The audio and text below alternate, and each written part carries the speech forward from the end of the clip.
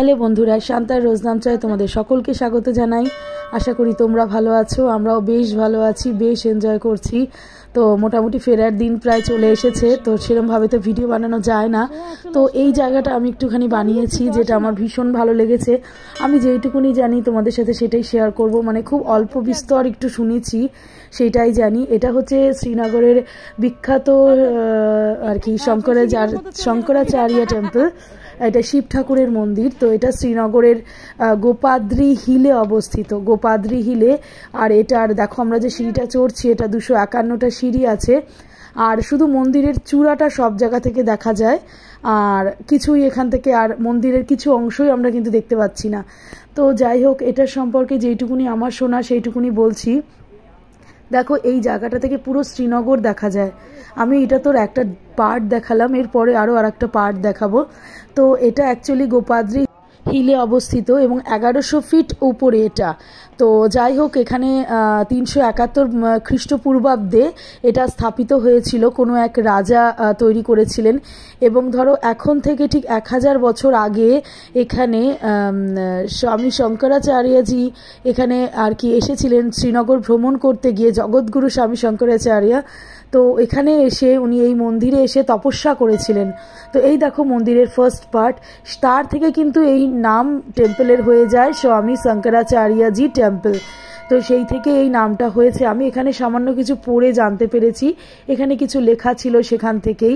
তো যাই হোক, এখানে মন্দিরের এখানে দেখো মন্দিরের এন্ট্রান্স, এটা মন্দিরের ভিতরটা ঠিক এরকমভাবে তৈরি করা। এইখান থেকে পুরো শ্রীনগর দেখা যায় এবং যাই হোক এর চূড়াটা দেখা যায়, বাকি টেম্পল দেখা যায় না। দারুণ নিখুঁত কাজ। এইটা যে দেখছো, এটা আমরা মন্দির 251টা সিঁড়ি উঠে এসে এই যে মন্দিরের ফ্রন্ট সাইজ, মানে ফ্রন্ট সাইডটা এইটা, মানে এখান থেকে আমরা মন্দিরটাকে দেখতে পাচ্ছি। এই যে এখান থেকেও কিন্তু খাড়াই সিঁড়ি উঠতে হবে।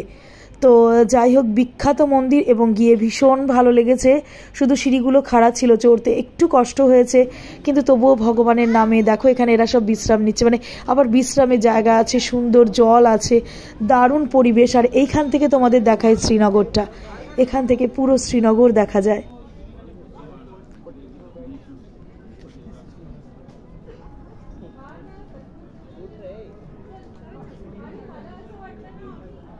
কথিত আছে যে অমরনাথ যাত্রা শুরু করার আগে অনেকেই এই মন্দিরের দর্শন করে তারপরেই অমরনাথ যাত্রা শুরু করেন।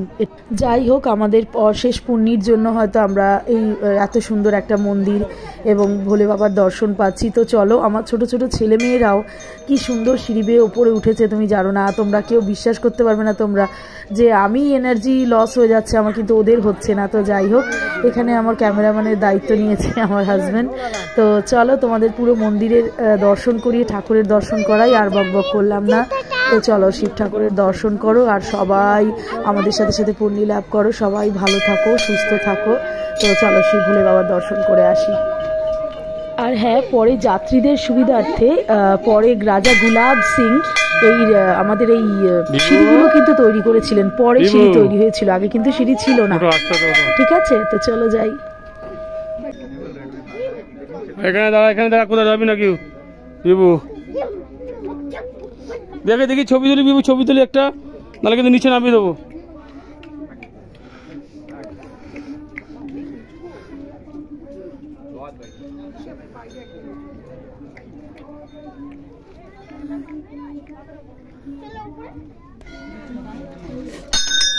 ওম নমঃ শিবায়।